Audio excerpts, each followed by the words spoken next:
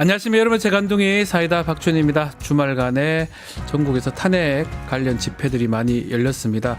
특히 광주에서 열린 집회가 좀 눈에 띄는데요. 또 국회 특조위원들이 내란 당시에 12월 3일이죠. 지하 1층을 단전하는 계엄군 모습 CCTV를 공개를 했습니다. 아직까지 이게 그냥 경고용, 그냥 질서 유지용 이렇게 봐야 됩니까? 그리고 그걸 내란 또 탄핵을 반대하거나 하는 또 집회, 그러니까 누가 계속 이렇게 유도하고 하는지 그런 부분도 계속 봐야 될 것 같습니다. 자, 오늘도 시원하고 재미있는 소식들로 여러분 출근길 함께 하고 싶습니다. 생방송 중에 댓글 참여 많이 부탁드리고요. 박준의 뉴스 인사이다 바로 시작하겠습니다.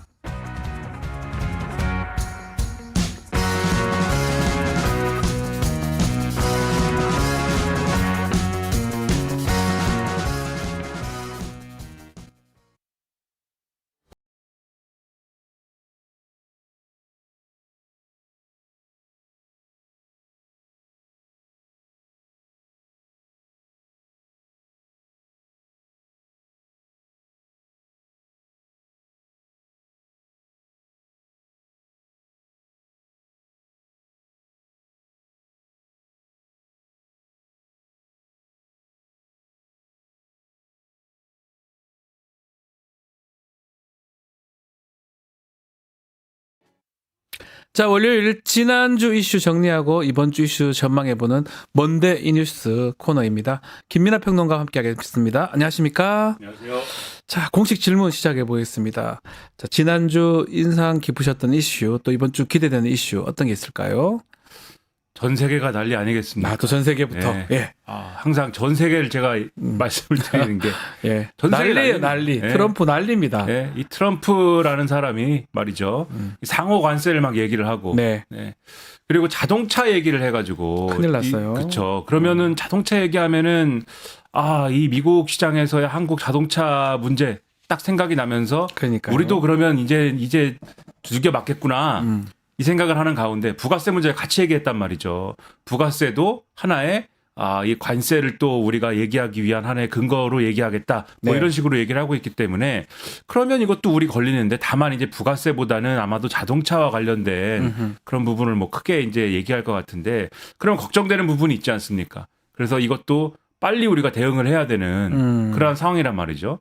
지금 트럼프는 우크라이나에 가서는 뭐라고 합니까? 우크라이나에 보내가지고는 종전을 하려고 협상을 러시아랑 해야 되는데, 우크라이나를 우리가 좋게 하려면 우크라이나에 미군도 보내주고 이렇게 하게 하려면 히토리오 채굴권 50%를 내놔라, 뭐 이런 식이지 않습니까? 완전히 뭐 뜯어갈 준비만 하고 있는 그런 태세예요. 그 전 세계가 다 걱정하는 국면 아니겠습니까? 네. 그런데 이제 우리는 지난주에 무슨 뉴스를 했느냐? 문영배 재판관이 카페에서 무슨 뭐 음란물에 댓글을 달았느니 뭐 이런 말도 안 되는 그런 거 가지고 얘기하다가 결국은 가짜 뉴스네. 다 가짜 뉴스죠. 그렇게 하고 두 손 두 발 다 들고 여당은 이제 미안하다 네. 그랬고, 그다음에 또 홍장원 국정원 1차장 이 뭐 거짓말을 했네 만에 이 입씨름하고 뭐 이랬지 않습니까? 그래서 이런 거 가지고 싸우는데 어제 어떡할 거냐 걱정되는 그런 상황이죠. 너무 걱정됩니다. 전 네. 세계적으로 지금 쉽지가 않은 상황인데, 그렇죠. 뉴스 같지 않은 뉴스로 계속적으로 선전하고 호도하는 그런 모습이잖아요. 너무합니다. 그 헌법재판관 네.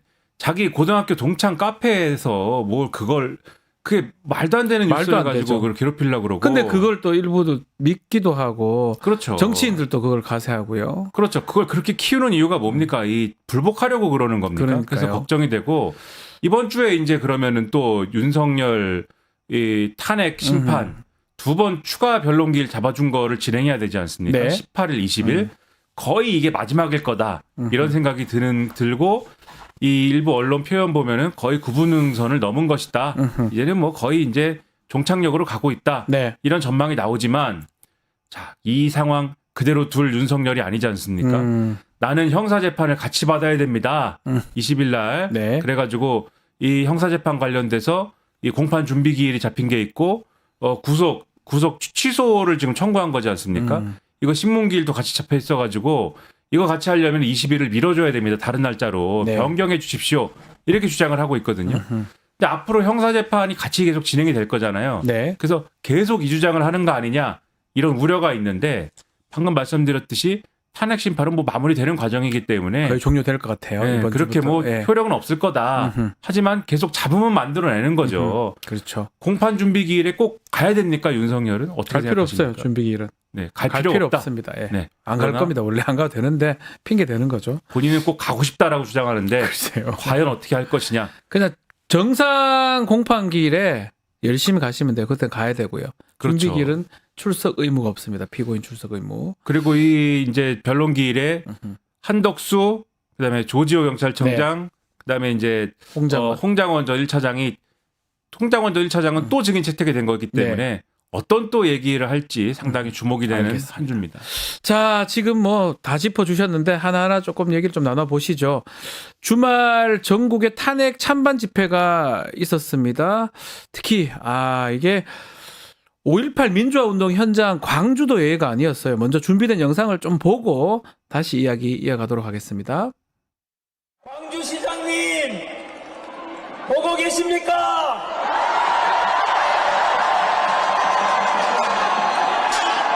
박지원 의원님, 광주 시민들이 그리고 전라도민들이 윤석열 대통령 석방하라, 탄핵을 반대한다, 그 목소리 위에서 이렇게 많이 모인 광주 시민과 국민들의 모습이 보이십니까? 한국의 민주주의는 광주의 피를 먹고 자란다는 말이 있습니다. 그 피가 뿌려진 이 금남로에 비상계엄을 옹호하고 내란 수괴를 지지하고 학살을 동조하는 자들이 이곳에서 집회를 하겠다라고 합니다. 광주는 대한민국의 민주주의를 대표하는 도시이기 때문에 대한민국 국민 어느 누구나, 아니 전 세계인들이 이곳 광주에 와서 얼마든지 자유스럽게 자신이 하고 싶은 이야기 해도 되는 도시입니다. 그러나 최소한 광주에서 내란 수괴를 옹호하고 학살을 지지하는, 비상계엄을 지지하는 집회를 한다는 것은 홀로코스트가 행해진 곳에 나치 추종자들이 그곳에서 집회를 한다는 것입니다. 자, 전한길, 황현필 두 분의 목소리가 지금 보이는데 상반된 이야기를 하고 있는데 어떻게 보셨습니까? 김민하 평론가? 그러니까 두 분 다 뭐 역사에 대해서 얘기를 해야 되고 한국사 강사이시죠? 두 분 다? 그렇죠. 네. 그래야 되는 분들이 지금 사실상 이제 정치적인 목소리를 내는 그러한 집회 현장에 올라서 이런 강경한 좀 목소리를 내야 되는 이 현실이 참 여러모로 유감스러운데 두 분의 처지가 지금 다르죠. 한 분은 정반대 같아요. 그렇죠. 이 전한길 씨 같은 경우에는 잘 뭐 강의를 하다 말고 느닷없이 이제 자기 유튜브에다가 윤석열 이 탄핵 부당하다 이 주장을 하기 시작하면서 이렇게 된 것이고, 황현필 씨 같은 경우에는 이 전한길 씨가 이렇게 나오니까 그렇죠. 이걸 그냥 두고만 볼 수 없는 거냐 해가지고 지금 나온 거고 처지가 다른 겁니다. 그러니까 애초에 전한길 씨가 이렇게 나오지 않았으면은 황현필 씨가 나올 리는 없었을 것이다. 그렇죠. 네. 이렇게 될 일이 없는 거예요. 네. 그러니까는 이건 참 뭐 누가 먼저 시작했냐 뭐 이런 얘기로 항상 가는 거는 제가 뭐 별로 좋아하진 않지만은 이 문제는 짚고 넘어갈 수밖에 없는 거다. 네. 이렇게 말씀을 드리고, 이 역사 문제에 있어서는 우리가 짚을 건 짚고 또 겸허해야 되는 거, 역사 앞에 겸허해야 될 문제도 있지만은 맞습니다. 짚을 거면 짚어야 되지 네. 않겠습니까? 지금 이제 광주라는 데가 어떤 데입니까? 1980년 광주 민주화 항쟁으로부터 시작된 그 역사가 있기 때문에 오늘날 우리가 민주주의의 어떤 그러한 혜택을 보면서 살아가고 있는 것이거든요. 네. 그런데 그 민주주의의 한복판, 민주주의의 역사가 서려 있는 그 한복판에서 지금 비상계엄을 불법적으로 선포하고 내란을 지금 하려고 한 그러한 이제 내란 우두머리 혐의를 받고 있는 윤석열을 예를 들면은 풀어줘라라든지 네. 석방해주라. 그렇죠. 그리고 윤석열은 잘못이 없다든지 윤석열을 탄핵한 게 잘못이라든지 이런 주장을 하는 그런 집회를 연다는 게 뭐 말이 되겠습니까? 그리고 그 연단에 올라가서 이것을 옹호하는 논리를 유포하는 사람이 한국사 강사라는 게 지금 말이 되겠습니까? 그 한국사는 그럼 뭐 어떻게 되는 겁니까? 한국사가 뭐가 되는 거예요? 그렇죠. 그래서 참담하다 이렇게 말씀드리겠습니다. 하필 그 광주에서. 근데 이제 이 집회 보도하는 언론을 좀 보면서 제가 느끼는 게 광주가 두 쪽으로 갈라졌다.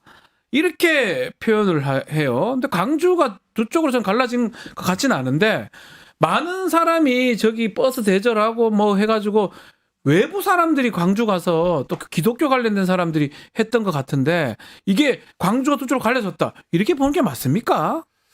그러니까 지금 말씀하신 대로 이 현장에 있었던 분들이 이렇게 촬영하고 뭐 이랬던 네. 사진이나 이런 것들 쭉 보면은 버스 대절해가지고 네. 외부에서 많이 이제 온 영향이 상당히 크다 이렇게 볼 수가 있습니다. 물론 광주 시민이 뭐 단 한 명도 저 집회에 뭐 이렇게 참가를 안 했느냐 그건 아니겠지만 뭐 참관했겠죠. 그렇죠. 뭐 연단에 올라서 뭐 누구는 뭐 얘기도 하고 뭐 그랬겠지만은 그러나 과연 광주가 뭐 두 쪽이 낫다 이렇게 표현할 정도로 광주 민심이 뭐 두 쪽으로 갈라진 거냐 그렇게 보기는 어려운 거고요.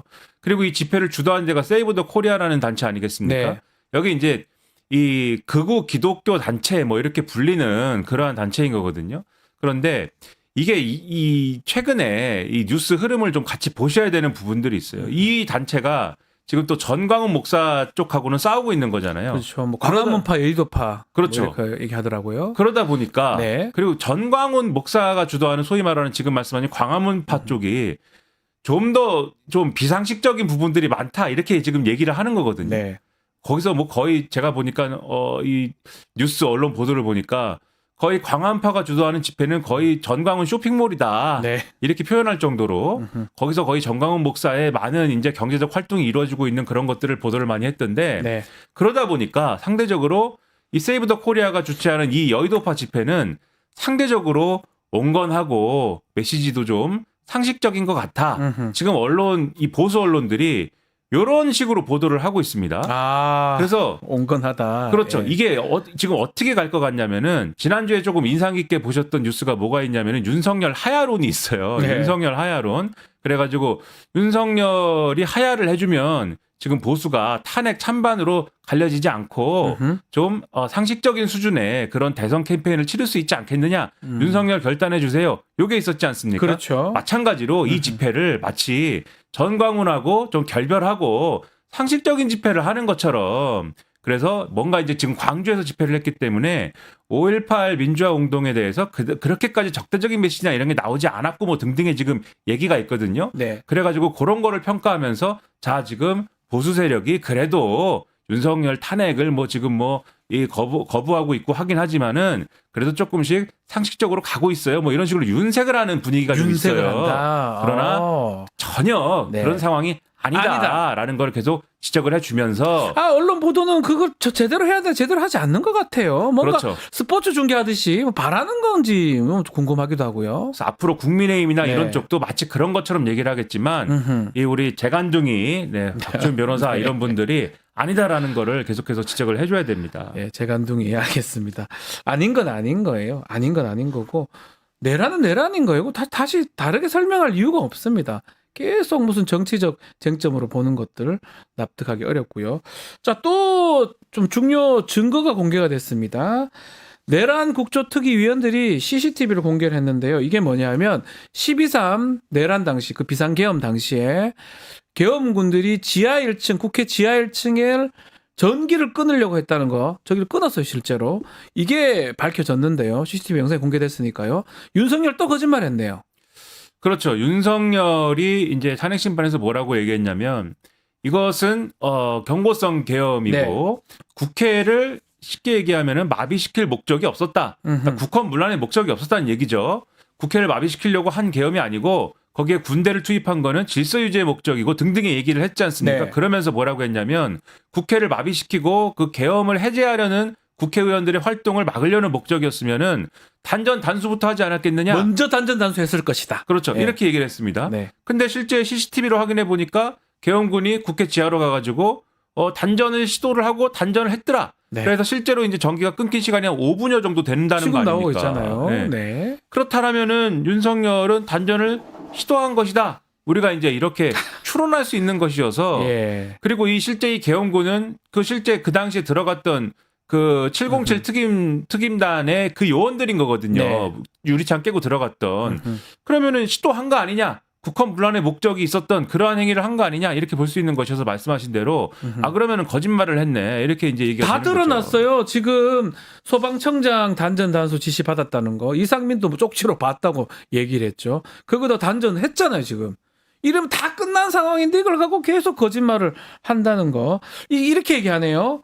각종군 사령관이 임의로 직접 지원차 단전 지시를 했다. 이렇게 발뺌을 하고 있어요. 윤석열 측은. 어떻게 봐야 됩니까? 그러니까 이게 또 참 곤란한 부분이 네. 탄핵 심판에서 또 곽종근 전 특수전 사령관이 그 김현태 단장하고 이제 하는 진술에 대해서 얘기하는 부분에서 뭐라고 했느냐면 김현태 단장이 그 얘기를 했거든요.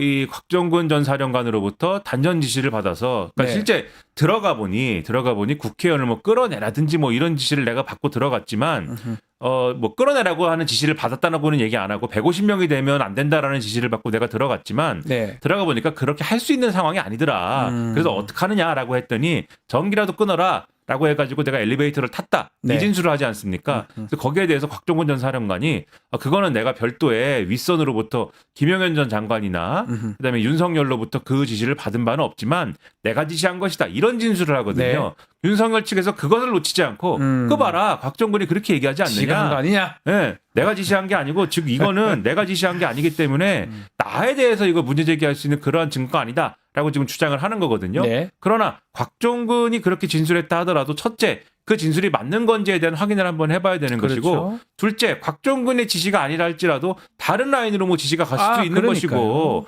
그리고 셋째 이것이 아니더라도 다른 또 다른 이것 외에 다른 정황 다른 지시 이런 것들이 있을 수도 있는 거 아니겠습니까? 꼭 특전사가 아니더라도 그렇죠. 다른 단전 시도가 있을 수도 있는 거거든요. 그렇기 때문에 이런 걸 종합적으로 판단해 봐야 되는 그러한 정황인 것이기 때문에 네. 이러한 항변으로 지금 나는 관계없어 이렇게 얘기할 수 있는 거는 전혀 아니다. 이렇게 볼 수 있는 겁니다. 자, 이제 윤석열 탄핵 심판 9차, 10차 변론기일이 열리는데 8차 변론기일에서 좀 눈에 띄었던 게 김봉식 전 경찰 서울경찰청장이죠. 윤석열이 계엄 선포 이유 설명하면서 가정사를 언급했다라고 증언을 했습니다. 가정사.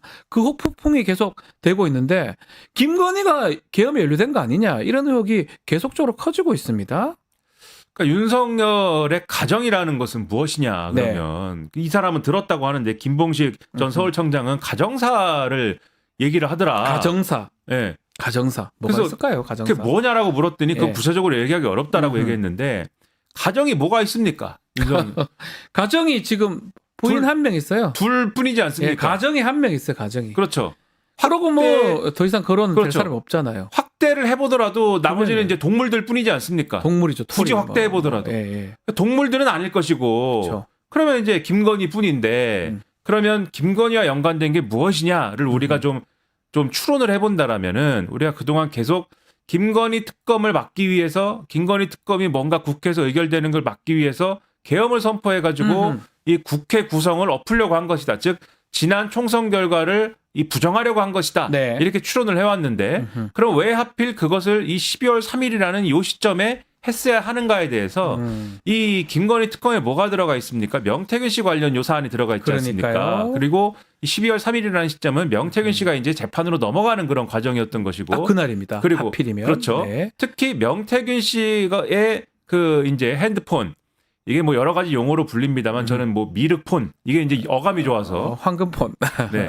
뭐 이 네. 미륵폰이 이제 내용이 막 나오고 뭐 이런 상황이 이제 네. 있었던 그러한 시점인 거지 않습니까? 그러면 여기에는 당연히 윤석열과 김건희의 육성이 있는 뭔가 파일이 있을 수도 있는 것이고 네. 그 전에 공개된 게 있는 거잖아요. 윤석열과의 통화 내용이 공개된 게 있는 거지 않습니까? 그리고 지금 이제 확인이 일부 되는 바에 의하면 명태균 씨 측의 변호사가 하는 얘기를 보면은 네. 윤석열과 공개된 윤석열과의 통화 이후에 김건희와의 통화 내용 이런 것도 있을 가능성이 있다. 우리가 이렇게 추론할 수 있는 그런 발언들을 지금 하는 거지 않습니까? 네. 이런 게 공개되면은 김건희 특검은 어떻게 되겠느냐? 김건희 특검에 키를 쥐고 있다고 할 수 있는 여당 대표였던 한동훈은 당시 무슨 얘기를 한동훈 그렇죠. 대표. 예. 한동훈 대표는 무슨 얘기를 하는 거냐 이런 것들을 우려한 것이 아닐까라고 우리가 추론할 수가 있는 거거든요. 네. 그러면 이 과정에 김건희는 연루가 됐을까 안 됐을까 이런 생각을 할 수가 있는 것이어서 이 부분도 우리가 수사라든가 이런 걸 통해서 알아보지 않으면 안 된다 이런 거죠. 또 하나 있었습니다. 그 조태영 국정원장이 계엄 전날에 그렇죠. 김건희랑 문자 메시지를 나눴다고 합니다. 자주 나누는 건 아니라고 또 얘기하지만 자주 안 나눠도 문제고요. 나눠도 문제고 안 나누는 하필 그날 문자하는 것도 문제고 또 거기다가 민주당은 노상원 수첩에 김건희, 명태균 다 연결돼 있다라고 밝혔어요. 특히 뭐 노상원 수첩이 좀 충격적인데 500여 명 수거 대상 이렇게 써놓고 삼선 집권 또 후계자 이렇게 대목이 등장합니다. 계엄, 노상원, 김건희 어떻게 보십니까? 이 노상원 수첩과 관련돼서는 정말 끔찍한 내용이죠. 네. 어떻게 이런 생각을 할까? 사람을 이렇게도 죽이고 저렇게도 죽이고 이 500명에 해당하는 사람들을 끔찍합니다, 진짜로. 예. 그렇죠. 어떻게 사망에 이르게 할 것인가에 대한 다양한 방법론을 이 사람이 고민한 흔적이 있지 네. 않습니까? 그리고 굉장히 장기간에 걸쳐서 수립한 계획입니다. 총선 전, 총선 후 이렇게 나눠가지고 이 시점을 나눠가지고 계획을 수립을 해놨어요. 그럼 총선 전부터 이 내용을 작성하기 시작했고 쭉 갔다는 것인데 그리고 이 마스터 플랜의 어떤 그 기본 초안이 되는 그런 내용 아니겠습니까? 네. 이게 노상원 혼자만의 망상이 아니고 어느 정도 계획에 반영됐을 거다라고 생각할 수밖에 없는 게 단적으로 지금 이제 군 관계자의 진술을 보면은 계엄 선포 당일에 이게 국회에서 계엄 해제 의결을 하니까 윤석열이 뭐라고 합니까? 그러게 군을 더 보냈어야 되는데 이게 뭐냐 이렇게 얘기했더니 옆에 있던 김용 의원이 전화를 해가지고 상원아 이제 어떻게 하느냐. 상원아 어쩌냐? 네, 상원아. 그렇게 얘기를 하잖아요. 네, 그 노상원이겠죠. 그렇죠. 예. 김상원이겠습니까? 박상원이겠습니까? 그러니까 김용현은 박상원, 계속 상원이한테 계속 전화를 해가지고 계엄과 관련된 것들을 계속 네. 물어보고 상원이가 김용현의 비선인 거지 않습니까? 비선이죠. 그러면 예. 상원이가 하자는 대로 했을 테니 상원이가 수첩에 적어놓은 것들은 거의 김용현의 구상과 행동에 거의 반영됐다라고 보는 게 맞을 것이고 맞고. 그럼 계엄 이후에 뭘 하려고 한 것이냐? 계엄 이후에 그 이제 비상 입법 기구를 창설하고 거기서 삼선 개헌을 하고 그 삼선 개헌을 해가지고 윤석열이 장기 집권을 한 끝에 거기서 이제 후계자를 이제 만들어 가지고 후계자는 누구예요? 윤석열 후계자는. 그렇죠 후계자를 만들어 갖고 가는 건데 네. 이전에 윤석열 집권 초기만 해도 우리가 윤석열의 후계자는 한동훈이라든지 이런 검사 출신이 아닐까 이렇게 생각을 했어요. 그런데 이 윤석열이라는 이 자가 네. 그동안 국정 운영을 해온 걸 보면은 후계자가 될 만한 사람을 모조리 다 정치적으로 두들겨 팹니다. 네. 그래가지고 후계자가 될 만한 사람을 싹을 다 없애버려요. 완전히 황무지를 만들어버립니다. 후계자 풀을. 누구도 후계자가 될 수 없는 상황을 만들어버려요. 네. 딱 한 사람. 그래서 사람들이 연상을 하는 거예요. 남은 사람이 김건희가 한 명밖에 후계자가 되는 것인가? 옛날에 최재형 목사하고 얘기할 때 통일 뭐 대통령 통일 얘기도 많이 했잖아요. 남북 관계에 앞으로 네. 힘을 쓰겠다라고 했고 자기가 예, 그리고 이제 여러 가지 얘기들이 있었습니다. 무슨 통일 대통령 얘기도 있고. 그래서 그런 것들이 현실이 되는 것이었느냐. 특히 김민석 의원 같은 경우에는 처음부터 그런 구상이 있었을 것이다라는 의혹을 제기하는 게 사진을 찍으면 네. 대통령실이 사진을 찍으면 다 가운데 김건희가 있고 그리고 계속 그렇게 김건희가 가운데 있는 것뿐만이 아니라 뭔가를 지시하고 지도하는 구도의 사진이 계속 찍히고 그리고 그런 일을 자꾸 하려고 하고 이게 우연이겠느냐 이런 다 연결돼 해석까지 있다. 그렇죠 덧붙이는 거거든요. 예. 추론의 영역입니다만은 그래서 이런 얘기가 안 나올 수가 없는 거여서 이런 것들도 한번 자, 찾아보지 않을 수 김건희가 없다. 이만큼 연관이 돼 있어요. 시작과 끝이 다 김건희라면 지금이라도 김건희 관련된 조사가 필요하지 않나 생각도 들고 김성훈 구속영장 지금 세 번째 지금 경찰에서 청구를 했습니다. 근데 또 검찰이 계속 갖고 있어요. 지금 보니까 김성훈이 비아폰도 갖고 있고 김건희 옆에 있거든요. 그것도 뭔가 문제가 있는 거 아니냐 생각이 듭니다. 자, 마지막 공식 질문인 이번 주 전망 한 줄 평 또는 키워드 정리해 주시죠. 지금 전반적인 보수 진영에서 나오는 얘기들을 보면은요 서두에 말씀드렸듯이 이제는 좀 방향 전환을 해야 되는데 하야를 안 해주나 뭐 이러면서 하야, 예. 우리 방향 전환하고 있는데요. 이렇게 막 하려고 하는 그런 기운들이 있습니다. 근데 네. 잘 안 되는 거예요. 잘 안 되다 보니까 이 잘 안 되는 게 어디서 나타나냐면 이상한 허튼 소리 이런 걸로 나타납니다. 그게 예를 들면 가짜 뉴스에 의존하고 네. 왜냐하면 방향 전환은 해야 되는데 지지층은 그거를 지금 수용이 안 되니까 그러다 보니까 이 가운데를 메꾸기 위해서 공격을 하면서도 곁눈질을 하면서도 뭐 이러다 보니까는 문영배 재판관 카페 얘기 나오고 뭐 이런 게 그래서 그런 거예요. 엉뚱한 얘기가 나오는 거예요. 허튼 소리. 그래서 네. 이 계속 이런 상황이 이번 주에도 계속 될 거라고 보고요. 결국 방향 전환하려다가 무릎 연골 나가는 상황이 저는 이제 올 거라고 보고 그래서 국민의힘 쪽을 말하는 것 같네요. 그렇죠. 예. 그래서 이번 주에는 네, 허튼 소리가 키워드. 계속될 것이다. 그렇죠. 연골이 빠질 것이다. 알겠습니다. 오늘 말씀 여기까지 듣겠습니다. 김민하 평론가와 함께했습니다. 감사합니다. 고맙습니다. 잠시 후에 영식당으로 돌아오겠습니다.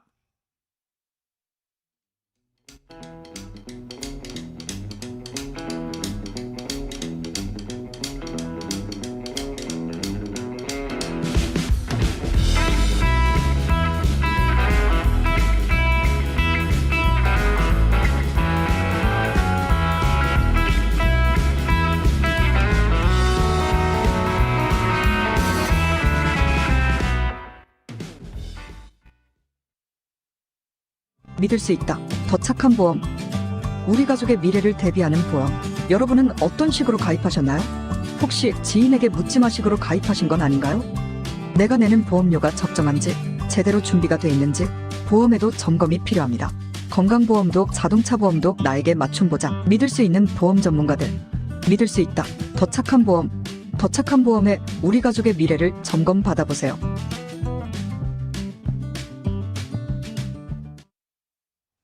정치 이슈를 씹고 뜯고 맛보고 즐기는 영식당에 여러분들을 초대하겠습니다. 자, 오늘도 두 분의 공동대표 박영식, 이상민 함께하겠습니다. 안녕하십니까? 안녕하세요. 네. 자, 8차로 종결될 줄 알았던 탄핵 심판 두 개 더 추가됐어요. 우리 9차 화, 10차 목 이렇게 추가됐는데 뭐 이번 주에 아마 이게 핵심이 또 쟁점이 될 것 같은데 우리 박영식 에디터 어떤 점을 주목하고 계십니까? 네, 근데 뭐 앞서 우리 김민하 평론가도 잘 짚어주신 대로 사실 9차 변론이라는 거는 이미 예정돼 있었다라고 보는 원래 한 번 더 주기로 맞겠죠. 했으니까요. 그러니까 최후 진술 이런 것도 해야 되고 하려고. 양측의 변론도 들어봐야 되니까 한 번 더 하는 것은 다들 뭐 예상을 하셨을 텐데 한 번을 더 늘려가지고 다음 주 목요일이 이제 20일 10차 변론까지 연장이 됐다라고 하니까 결국에는 뭐 추가적인 증인 채택 문제 그리고 이제 여기에서 어떤 것들을 좀 헌법재판관들이 공정하게 들어볼 것이냐 이제 이 대목 아니겠습니까? 근데 이제 거론되는 인물이 홍장원 국정원 전 1차장 그리고 조지호 전 경찰청장이 많이 거론이 되는데 뭐 근데 홍장원 전 제1차장은 이미 뭐 듣고 싶은 내용은 다 들었다라고 보고요. 다 얘기했고 또 최근에 언론 나와서도 얘기 많이 하셨어요. 근데 그게 이제 아무래도 뭐 이따 뒤에 얘기를 하겠습니다만 뭐 메모 논란이라든지 신빙성에 대해서 또 진실성에 대해서 피청구인 쪽에서 네. 계속적으로 홍장원 흠집내기를 하고 의문을 제기를 하다 보니까 그러면 이제 헌법재판관들 입장에서는 일단은 공정성을 담보하는 차원에서 한 번 더 불러줄게. 하고 싶은 얘기 다 해보고 들어볼 얘기 다 들어봐라. 라는 의미에서 홍장원 제1전 차장을 불렀다라고 보고요. 다만 제일 중요한 것은 조지호 청장의 문제가 저는 더 오히려 중요하다라고. 조지호 청장이 나올 수 있을까요? 뭐 조지호 전 청장의 경우에는 지금 뭐 건강상 문제가 매우 안 좋습니다. 매우 안 좋아서 그리고 심지어 네. 뭐 그런 얘기 있지 않습니까? 그 경찰청장으로 실제 부임하기 전에도 이미 어떤 자신의 건강 상황이 어떤지를 알고도 그럼에도 불구하고 했다는 얘기가 있어요. 네, 그 자리를 받았다라는 이야기가 있기 때문에 이번에는 글쎄요 매우 안 좋은 상황인데 나올 수 있을까라는 생각이 들어서 그 대목을 일단 좀 지켜봐야 될 것 같고 네. 조 전 청장의 경우에는 지금 뭐 국회 측뿐만 아니라 피청구인 측에서도 요청하고 있는 증인이기 때문에 실제 그 체포조 지원을 위해서 경찰청장 차원의 움직임이 있었는지에 대한 대목이 아마 이 헌재에서 뭐 기묘하게 다루지지 않을까 뭐 그런 생각을 좀 해보네요. 자, 오늘 우리 시그니처님이 네. 이상민 나비 넥타이 멋있다고. 아, 감사합니다. 지난주 거보다는 저 넥타이가 좀 더 아, 그래요? 예, 지난주는 너무 좀 미안한 얘기지만 너무 커 보였어요. 매우 그래요? 선물 포장 선물같이 같았어요. 보였어요. 패션쇼도 아니고 이렇게. 예. 지금이 딱 어울린다. 고맙습니다. 이런 네. 얘기. 또 1일 영식 나왔다고 좋아하시면 아유, 또 나왔네요. 아니, 그걸 읽지 마시죠. 그 방영식 아니, 안 읽을게요. 저는 기억력이 아주 정확합니다. 다 틀렸어. 다 틀렸잖아요. 어? 아니, 저도 반주를 좀 즐기는 편이라서 이게 가져왔잖아요, 이거. 소주? 오 진짜요? 진짜 가져왔네. 이거는 이건 물입니다. 소주네요. 소주. 놀라실까봐. 소주인데. 그런데 뭐 저도 반주를 딱 즐기는 편이라서 딱 전화를 받자마자 알았어요. 아 이거 술 마셨구나. 예? 그래가지고 전화도 바로 안 받더만요. 한 20분 있다가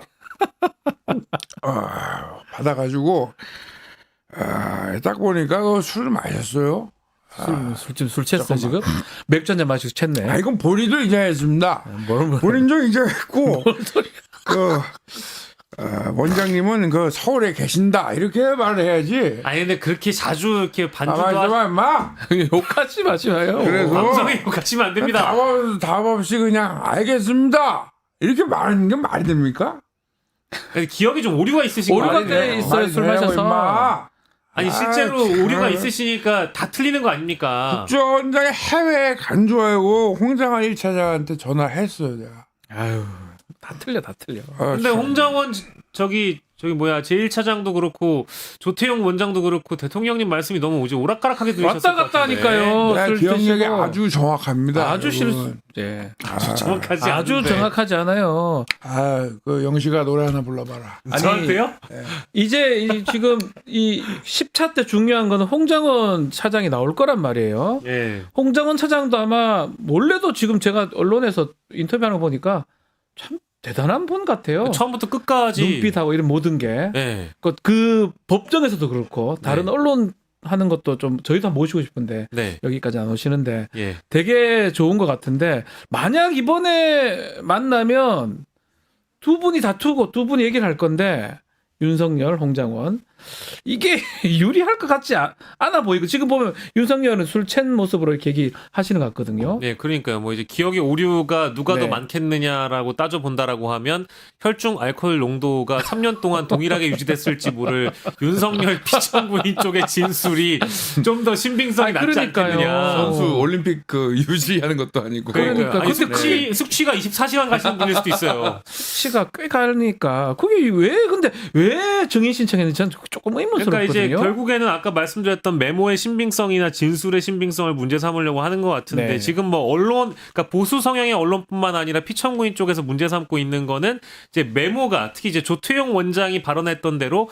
메모가 4가지 버전이 있다. 이제 네. 이런 말을 해버려서 그러니까 조태용 원장이라는 사람은 이제 외교관 출신이고 워낙에 이제 발언에 좀 신중한 사람이다 보니까 이분이 좀 의도되게 4가지 버전이라고 얘기를 하면서 이 메모가 조작됐다, 날조됐다라는 식으로 들리게끔 얘기를 그렇게 하는 거잖아요. 얘기했어요. 예. 그래서 이제 막 네 개가 있을 수 있겠죠. 그러니까요. 조작했냐 아니냐 또 다른 문제거든요. 근데 이거 뭐 방송에서도 아까 이제 박주현 네. 변호사님도 타 방송 모니터링 하셨다고 말씀하셨으니까 저도 보니까 그게 4가지 버전이 있다라는 게 막 어떤 내용이 다 다른 4개의 메모가 있다라는 얘기가 결코 아니고 네. 처음에 체포 명단 들었을 때 이제 워낙에 긴급한 상황이니까 막 흘려 쓰고 네. 이거를 또 보좌관이 이제 그 다시 나눠서 쓰고 수정하고 뭐 수정하고 이런 그런 거예요. 다음날 보좌관이 또 그 들었던 거를 기억을 더듬어가지고 다시 쓰고 막 이랬다라는 거 아닙니까? 그쵸. 그래서 4개가 마련이 된 거고 심지어 지난주에 뭐 JTBC나 또 저기 CBS 나와가지고 본인이 썼던 그 초기 메모를 공개를 하기도 했거든요. 맞아요. 이제 그런 걸 보면 누가 더 진실성이 있는지는 국민 여러분들과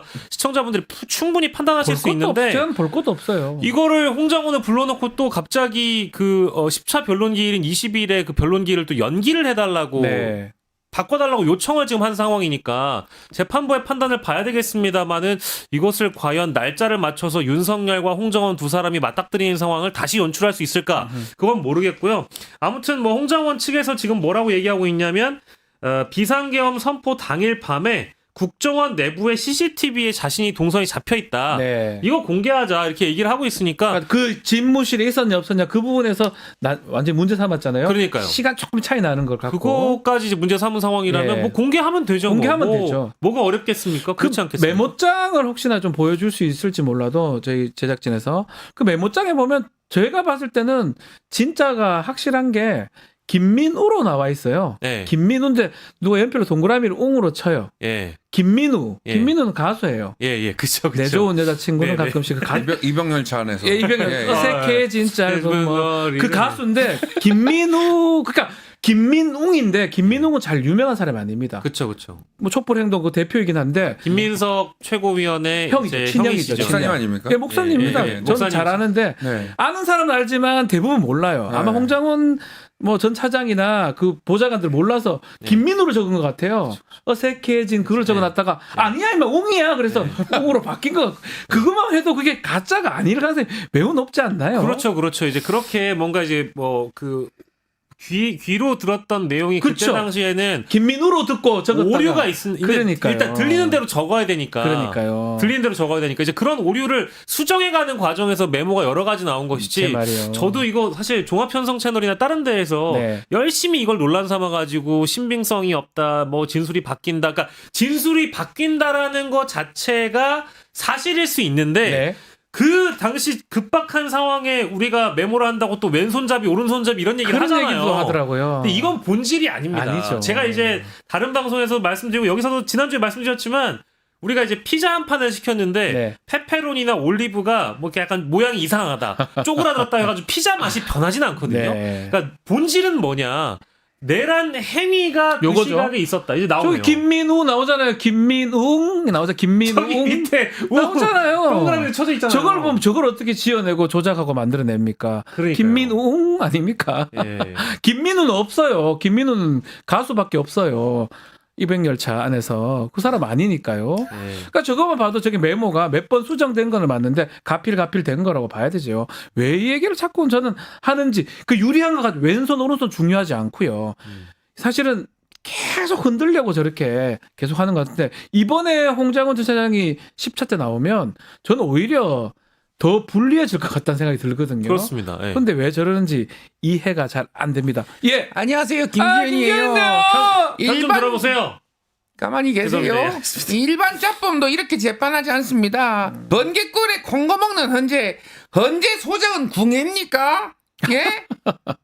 헌재에서 채택된 증거물이 엉망으로 채택돼가지고 오염된 증거물이잖아요. 네. 거짓 가능성이 높잖아요. 딱 봐도 아이. 변론은 원점에서 재검토하는 것이 그래서 옳다 이렇게 보고 이 공수처보다 편파적이고 무능한 조직이 헌재다 이렇게 갑자기 왜 그래요? 지금 말하고 있는 거죠. 아니, 근데- 갑자기가 아니라 꾸준히 제가 했어요. 아니 근데 판사 출신 어린이죠. 아니세요? 판사 출신? 판사 출신이죠. 예, 그러면 또 이제 우리나라 법치주의에 대해서 제가 태어날 때부터 응애 나 판사예요 이렇게 태어났단 말이에요. 아니, 우리나라 법치의 우리나라 법치 헌법 이 근간에 대해서 그러니까요. 국가의 근간 이 사람 이자도 궁예쯤 되는 모양이 누구인가?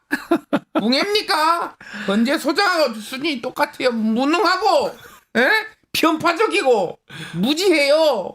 아유 판사를 오래 하셨으면서 오염된 증거물이잖아요. 아니, 근데 오염됐잖아요. 과거에 우리 더럽잖아요. 김기현 전 대표님도 이제 그 야당이나 이런 데에서 이재명 대표 재판 관련해서 뭐 개입하지 말라. 그거하고는 다르죠. 아 그래요? 다르죠. 뭐가 다른- 아무튼 다르다면 다른 거예요. 이렇게 따지지 마세요. 아무튼 이렇게 공수처보다 무능하다 헌재가 이렇게 제가 아유. 주장하고 있는 거죠. 정말 아유 좀 멋있어 보이죠? 안 멋있어요. 뭐가 안 멋있어요? 딱 멋있다고 울산에서 다 멋있다고 울산 가세요. 칭카예요 제가. 예. 아니 근데 또 이제 나중에 언제 한번 그 우리 윤석열 피청구인을 이제 저기 손절하실지 지켜보도록 하겠습니다. 울산은 그럴진 모르겠지만 분위기가 손절하실 수도 있을 것 같아요. 안녕하십니까. 안녕하세요 부정 변호인단의 그분이네요. 부정 비상계엄은 부정선거 때문이라는 게 밝혀지고 있습니다. 지금은 총성 없는 6.25 전쟁입니다. 자유대안을 지키는 것이 대한민국 대통령을 지키는 겁니다. 저는 변론 때문에 빨리 알겠어요. 오토바이를 타고 가보겠습니다.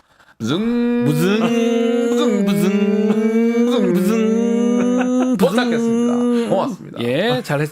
아니 근데 지금 보면 재판에 한교안 지금 변호사죠. 변호사가 지금 변호인으로 나와 있고 김기현 대표 등 법조인들이 오히려 이게 재판을 유리하게 끌어가고 있다 생각이 별로 안 들거든요. 네. 부정선거 나와가지고도 별로 뭐 된 게 별로 없어요. 그렇죠. 이게 10차까지 한다고 한들 뭐가 좀 더 유리하게 바뀔지 또 네.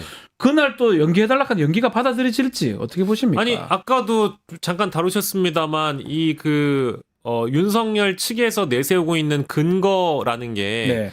헌재 그 심판을 맡고 있는 변호인단과 형사 재판에 참여하는 변호인단이 일단 겹친다. 이제 요 논리를 하나 내세우고 있는 거고요. 그 공판 준비기일은 뭐 변호사님 너무 잘 아시지만 저 공판 준비기일 나가는 실제 뭐 이제 예를 안 들면 나가도 돼요. 예, 그 안 나가도 되잖아요. 거의 안 나가요. 변호사가 나가시거나. 나가서 네. 준비하러 나가는 건데요. 그러니까요. 근데 이제 그거를 이유로 들어가지고 연기를 해달라. 이것도 네. 이제 국민들이 보시기에 헌법재판소의 탄핵 심판을 지연하는 전략이라고 아마 다들 보시겠죠. 네. 그래서 일각에서는 뭐 그런 얘기도 나옵니다. 이게 25일을 얘기를 하는 것 같아요. 다음 주 화요일로 이제 기일을 지정해달라고 이제 10차 변론 기일을 지연해달라고 얘기를 하고 있는데 네. 그렇게 될 거라면 헌법재판소 입장에선 이참에 권한쟁의 심판권, 즉 마은혁 후보자와 관련된 선고권을 일찌감치 내리고 네. 최상목 권한대행이 마은혁 후보자를 임명하게 해서 고 어간에 이제 변론 갱신을 미리 해버리자. 그런 이야기도 나오고 있는데 그렇게 되면 또 사실 기한이 늘어나지 않나요? 조금 늘어날 수밖에 없죠. 하루 이틀 예. 정도 더 늘어나게 되면 예. 이것이 또 2월 말까지 넘어가고 3월 초까지도 넘어갈 수 있는 가능성이 있기 때문에 이제 마은혁 후보자에 대한 임명권이 실제 그 기간 안에 이루어지는지를 봐야 될 것 같고 일단 제일 먼저 급선무는 변론 기일 신청을 그러니까 그 변경 신청을 받아주느냐의 문제인데 그렇죠. 저는 이거를 굳이 받아줘야 될 이유가 있는지 잘 안 모르겠습니다. 받을 것 같은 생각. 안녕하십니까. 안녕하십니까. 홍준표입니다. 내는 이제 윤 대통령의 복귀를 강력하게 바라고 있어요. 나라가 둘로 쫙 갈라져서 탄핵이 인용돼도 걱정이고 기각돼도 걱정입니다. 이 국민적 상처를 어떻게 치유할 것인가 냉정하게 바라봐야 된다. 이렇게 보고 아하. 현재조차도 좌우로 쫙 갈라졌어요. 그렇죠? 뭐가요? 가만히 있어봐요. 예. 어떤 결정을 내리더라도 좌우 진영에서 승복을 안 할 가능성이 높기 때문에 잘 봐야 된다는 그런 거죠. 그래서 명태균은 의지합니까?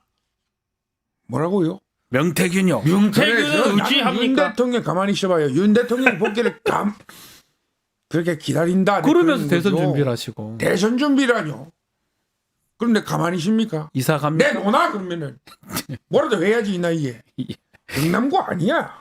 고등학교 예. 저기 그 윤 대통령이랑 같은 중암고 같아. 아니에요. 고맙습니다. 예, 알겠습니다. 아 자주 뵐 수 있어야 되는데 자주 뵐 수 있을지 모르겠습니다. 그렇죠. 우리 홍 시장님 대선 가도에 또 이제 브레이크가 걸릴 사안이 지금 대두되고 있는 그런 상황이어서 네. 명태균 게이트건 관련해서 아무튼 오늘 오세훈 시장님과 홍준표 시장님은 안 나오실 줄 쉽지 알았는데 또 않아요. 나오셨네. 안철수입니다. 저는 탄핵 소추 찬성했습니다. 후회가 없어요. 왜냐하면 이번 대선 중도가 이긴다고 보기 때문인데요. 왜 쪼갭니까? 그래야 제가 이긴다고 보는 겁니다. 그래서 제가 개그 하나 하고 갈게요. 개그 하나만 절대 패배하지 않는 그 과학자 누군지 아십니까? 절대 패배하지 않는 불패. 정답. 다윈. 다윈. 그만큼 중도층을 다윈. 갖고 가야지 이렇게 이길 수 있다. 다윈. 이렇게 봅니다. 다 이긴다 이거죠. 중도를 포용해야 이재명 대통령을 막습니다. 이사입니다. 알겠습니다. 아니 그 탄핵 심판 윤석열 탄핵 찬성해놓고 지금 하는 언론 활동들 보면 안철수 의원에 나오시는 그 뭐 페이스북이나 인터뷰 내용을 보면 사실 크게 주류 정서와 다를 게 없는 스탠스가 뭐 예. 알겠습니다. 지금 명태균 얘기도 좀 했는데 민주당 박찬대 원내대표가 기자회견 열었어요. 기자회견에서는 노상원, 김건희, 명태균 다 연결돼 있다. 네. 수첩 얘기를 하면서 김건희도 개입돼 있고 명태균도 모두 연결돼 있다. 그래서 명태균 특검법이 필요하다. 이렇게 봐도 되는 거네요. 네, 그러니까 일찍 이게 주장됐던 내용인데, 그러니까 명태균 게이트 수사 보고서가 이제 그 대검에 올라간 게 11월 3일로 제가 기억을 하고 있고요. 11월 서울지검에서 3일, 네. 완성했던 거고, 이거 뭐 대검까지 다 보고되지 않았겠습니까? 네. 그러니까 이제 윤석열 부부가 알고 있었을 가능성이 매우 높다라고 봐야 되는 것이고, 또 이제 명태균 씨 쪽 주장을 좀 보면은. 비상계엄 선포 하루 전이었던 12월 2일이었습니다. 네. 이때 기자들한테 명태균의 황금폰을 검찰이 아니라 야당에 제출할 수 있다라고 얘기를 한 상황이고, 또 같은 날이었죠. 12월 2일입니다. 네. 비상계엄 전날에 누굽니까? 김건희 씨와 조태용 국가정보원장이 문자를 주고받은 내용이 이번에 네. 그 정황이 나왔어요. 그랬기 때문에 그러고 나서 12월 3일에 비상계엄이 선포되니까 이제 이런 거를 두고 박찬대 원내대표가 역시 명태균 게이트가 비상계엄의 트리거였다라고 주장을 한 것이거든요. 이거는 뭐 사실 저도 이거 주장하시는 거 다 일일이 봤는데 뭐 틀린 말이 아니죠. 다 처음부터 끝까지 다 맞는 말이어가지고요. 이거는 이제 결국 김건희 특검과 명태균 특검이 만나게 되는 것이다라고 이제 봐야 돼서 내란의 핵심이 우리는 다 윤석열이라는 사람으로 우리가 인지를 하고 있었는데 조태용 국가정보원장과 김건희 씨가 12월 2일에 문자를 그 주고받대. 문자를 왜 하죠? 저 이해가 안 됩니다. 왜 합니까? 처음 들어봤습니다. 대통령 영부인하고 국정원장하고 문자한다는 게 납득하기 어렵네요. 조태용 국가정보원장은 게다가 또 그런 예. 얘기했잖아요.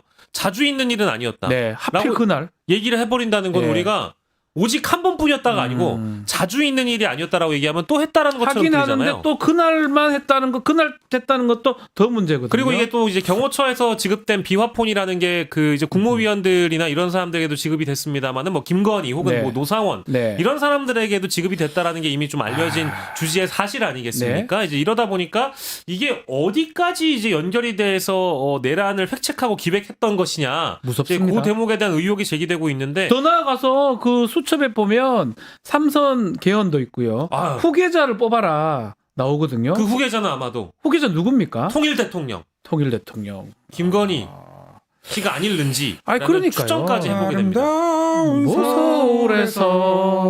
서울에서 살아라. 골고루 아니 하셔야죠. 경기도민 아닙니까 이쪽은? 네, 맞습니다. 자 검찰 수사가 왜 이렇게 늦는 거냐 하는 의문을 가질 수밖에 없는데요. 네. 아니 범죄자 명태균 한마디에 질서가 왜 이렇게 흔들리고 유지가 안 됩니까? 이거는 검찰의 책임이죠. 하루빨리 제가 수사를 촉구합니다. 그리고 수사가 늦어지니까 민주당에서 특검을 들고 나오잖아요. 네. 이건 왜 이러는 겁니까? 뭐 맞잖아요. 헌재도 문제가 많지만 이거 검찰도 문제가 많다 이렇게 보고 있는 거죠. 그 명태균을 4번이나 만나셨다고. 제가 만났다고 얘기했잖아요. 아니 근데 이제 안 명태균의 만났다고 한 적이 있었나요? 그게 아니라 이제 그렇게 또 곡해를 하시면 노. 현명한 서울 시민 여러분 다 알고 계십니다. 그게 이제 노. 서울시장 보궐선거 과정에서 4번이나 만났다라는 게 문제가 문자 되는 되지 것 같고. 않습니까? 그리고 여론조사 비용에 대해서 뭐 대화가 오갔다라는 이런 주장까지 나오는 모양입니다. 그거는 정말 잘못 알고 계시는데요. 예. 이거는 바로 잡아야겠습니다. 네. 명태균 명 씨가 이미 저거 만난 바가 있다고 제가 주장을 했었고 네. 그때 이기는 법을 알려주겠다 이렇게 얘기하면서 이상한 여론조사를 들고 오길래 관계를 끊었습니다. 이게 제 정리된 입장입니다. 특검법 한번 박 선생님은 왜 그런 주장을 하시는 건지 아니 이제 이해가 되지 또 않는데. 그 무한 검증의 대상이시잖아요. 검증 명예훼손인가요? 예. 왜 그러세요? 아니 왜 제 성까지 바꾸시는 겁니까? 아니 이건 명세훈입니까? 저는 그런 주장을 한 적이 없습니다. 알겠습니다. 자, 오세요. 논란을 자초할 필요 없다. 얘기 드리는 거죠. 난중에 특검법이 되면 뭐 알겠죠, 모든 게. 자, 이렇게 오세훈 시장도 나왔지만 한동훈 전 대표가 지금 좀 나온다는 얘기가 좀 있어요. SNS에 글을 올렸더라고요. 네. SNS 오랜만에 아마 글을 쓴 것 같은데, 예. 자, 뭐 한동훈 전 직접 목소리 한번 듣고는 대표님의 싶네요. 목소리를 또 우리가 오랜만에 정말 근데 진짜 정말 오랜만에 뵙고 싶었습니다. 네. 만나고 싶었습니다. 네. 그 스타벅스 가시거나 네. 뭐 심지어 최근에는 그 카카오 택시까지 이제 불러서 타신다는 이제 그런 정황까지 젊은 사람이죠. 보도가 된 걸로 알고 있는데 젊은 사람이죠. 너무 젊죠. 예, 그러니까 이제 이 네. 한동훈 전 대표가 갑자기 정치권에서 좀 조용히 좀 해주시고요. 제가 책을 쓰고 있습니다. 지난 2달 동안 많은 분들의 말씀을 경청하고 성찰의 시간을 가졌는데요. 머지않아 찾아뵙겠습니다. 그리고 국민만 보고 민심을 따라서 살피겠습니다. 73년생 이하신가요? 예, 우리 다 73년 이해합니다. 아니, 저는 뭐 너무 젊네요. 예. 분위기가 아주 화기애애한 것 같습니다. 예. 73년 이상은 안 돼요? 국민만 보고 민심을 따라 살피겠다는 말씀 다시 한번 드리겠고요. 뭐라고 하셨죠? 아니요. 73년생 이상은 안 됩니까? 조금 전에 했던 질문으로 가름하겠습니다. 그 윤상현 의원이 지금 설치 죄송해요. 자중해야 된다라고. 예, 죄송합니다. 설치라고요? 죄송해요. 아니, 자중해야 된다고. 윤상현 하는데 의원이 영장이죠. 뭔가 예. 이제 설치하신다고 해. 설치 네. 뭘 설치합니까? 설치를 죄송해요. 인터넷 설치합니까? 예. 윤상현 의원이 좀 우리 한동훈 전 대표님 때릴 것 같은데 좀 본인 어떻게 뭐 나오지 말래요. 당의 괜찮습니까? 혼란을 불러일으키시니까. 책을 쓰는 사람을 때린다고요? 선비를 때린단 말입니까? 예. 죄송합니다. 경청의 시간을 가지고 성찰의 시간을 가진 이한테 부적절한 처신이라고 봅니다. 이 책 얘기했는데 아마 출판 기념회로 정계 복귀하지 않을까. 그 정도로 가름하겠습니다. 예. 그 얘기가 지금 있거든요. 책 내고 출판 기념회 하면서 대선 출마 본격화. 네. 어떻게 보십니까? 이건 뭐 사실 기본적인 그 루트죠. 늘 이제 정치인들이 정치 전면에 등장하기 이전에 뭐 유튜브에 영상을 네. 올리든 아니면 사실 출판 기념회가 제일 이제 그 클래식한 방식이니까 이건 뭐 너무 당연한 얘기인 것 같고, 근데 중요한 거는 한동훈 전 대표가 이 국면에 등장을 해서 과연 국민의힘에 있는 주류 지지층에게 지지를 호소하면 네. 지지를 얻을 수가 있는가? 이거는 사실 좀 미지수인 것 같습니다. 여전히 여론조사에서 부동의 1위는 김문수예요. 김문수 후보이고, 예. 심지어 어느 정도까지 상황이 벌어졌느냐? 저는 이제 국민의힘 내부가 좀 걱정돼서 그렇습니다. 네. 김구 선생님의 국적은 중국이란 얘기도 있다. 이런 이야기까지 한 후보가 국민의힘에서 내부 후보 1위로 당선자인 김용만 의원이 민주당 의원이죠. 엄청 화가 났습니다. 이거 말이 뭐 되냐고. 화날만 하죠. 국적이 어떻게 중국이 말이 됩니까? 그 이제 국적 중국까지 이제 언급을 해버린 후보가 1위라고 한다라고 한다면 네. 그런 후보가 지금 여론조사 1등인데 한동훈 전 대표 같이 뭔가 본인 입장에서는 상식과 합리를 갖췄다고 주장한 후보가 과연 대선 주자로서 국민의힘에서 입지를 다질 수가 있겠는가? 아하. 그런 지지를 얻을 수가 있겠는가? 저는 좀 미지수라고 봅니다. 그래서 출판 기념회 하고 뭐 지금까지 유튜브 채널도 친한계 쪽에서 만들고 해서 세력을 규합하려고 한다고 하더라도 그것이 과연 내부 기류를 좀 형성하는 데 도움이 될까? 잘 모르겠어요. 잘 모르겠다. 네.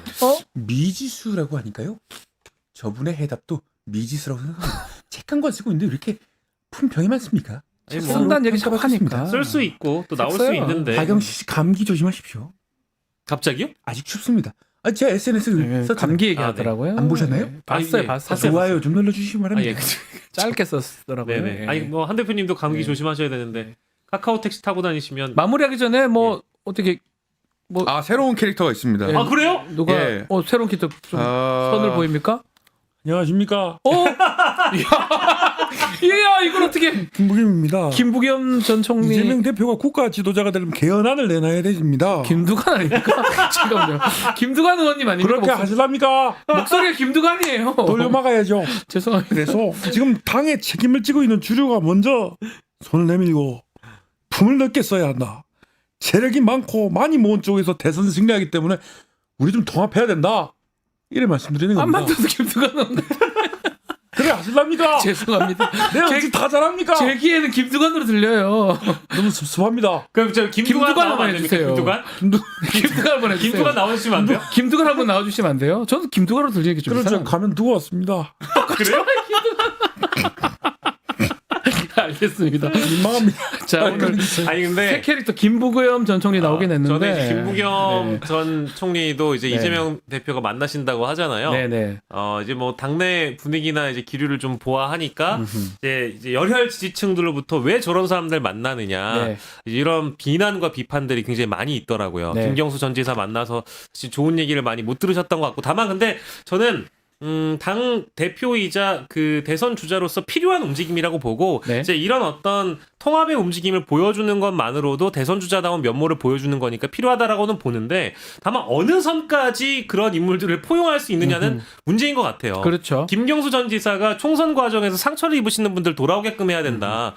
해야 된다고 하는데 우리가 뭐 저기 뭐 예를 들면 이낙연 전 지사라든지 뭐 조응천 전 의원이라든지 뭐 설훈 전 의원이라든지 예. 이런 분들을 민주당이 홍영표 뭐 많죠. 포용을 할 수 있겠습니까? 안 되죠. 저는 그거 불가하다고 보거든요. 말도 안 되는 얘기 그래서 아닌가요? 그런 거는 이제 차후의 문제이긴 하나 이재명 대표가 여러 이제 비명계 인사들을 만나고 두루두루 포용하는 움직임은 좋은 움직임인데, 그래도 전통적인 지지층들이 좀 신경이 쓰여서 최근에 김어준의 겸손은 힘들다 네. 뉴스공장 나가신 것 같기도 하고 이동영 TV라는 그 유튜브 채널에 또 생방송 나갔어요. 나오셨더라고요. 생방송 아니, 그 유튜브 채널이라고 하니까 너무 좀 그런데요. 예, 그 뭐라고 지금 나오셨어요? 똑바로 불러줘야죠. 예, 이동형 TV라고 아까 고맙습니다.